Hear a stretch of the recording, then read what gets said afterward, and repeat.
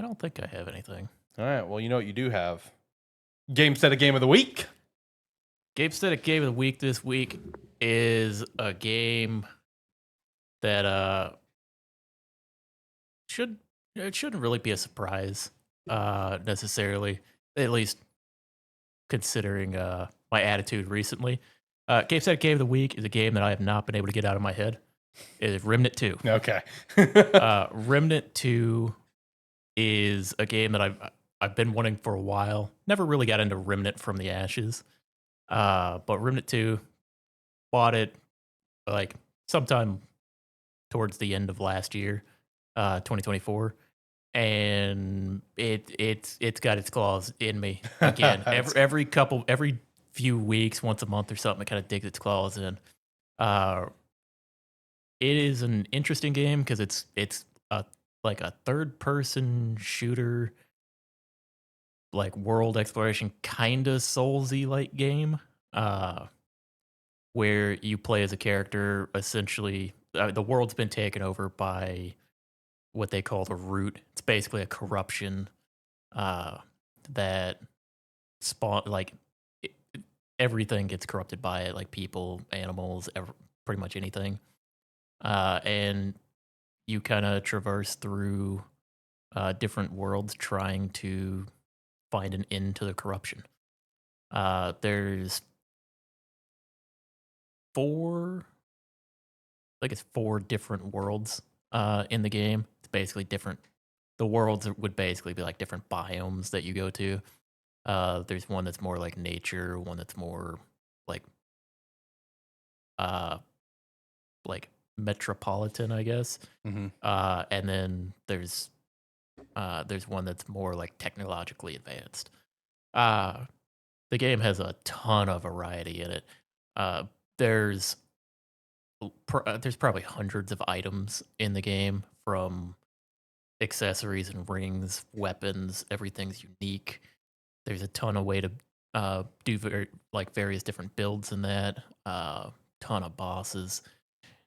It's a game where one of the interesting parts about the game is nothing is really set in stone. Like when you load into a world, they've built it in a way where it's kind of like a bunch of puzzle pieces that are centered around a couple different big or like starting points. And once you pick an area, it loads the starting point and then just grabs the pieces that can connect to it, so that every time you play through the zone, you get something different. So there's different storylines for each world, because when you load into a world, you basically get the starting point, and that determines what storyline you have. And then there's different what they call injectables, which are like side areas in that, and quest lines that can appear in it, but you won't always get the same ones. Uh, and depending on the areas that you go to and what storylines you get, determine if you're able to get the certain bosses or get certain crafting materials to make unique weapons, or be able to create different classes. Because I think there's 10 different classes, 10 or 12 different classes in the game. Uh, and when you create a character, you get to pick from like four.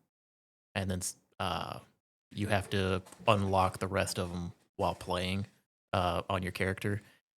And it has its campaign that you go through, which kind of has a start and end, and then the middle pieces are kind of those puzzle piece injectable areas that you can get. And then once you play through the campaign, you unlock adventure mode, where you just pick a world, go to it, and you get randomized storylines every time. So it's got a lot of replayability to it, uh, and that's kind of what I've been doing. I play through now. I since I've beat the campaign, roll an adventure, see what you get, play through it, and just try to find ways to unlock all the different equipment in the game, unlock all the different weapons, because all the weapons, mods, and everything in the game are vastly different and create unique builds. There is a ton of replayability to it, and it has been one of the more just enjoyable and fun experiences playing that game every time I hop into it. It is a very, very good co-op game as well. Yeah, and I agree with John because the original Remnant, I put a lot of time in the original Remnant, and it was very much a good game for me to scratch that sort of dungeon crawl itch. But it's, as he said, it's a much bigger map of world exploring versus just like a small dungeon. Yeah, you get into it, and each area is kind of like a giant open zone.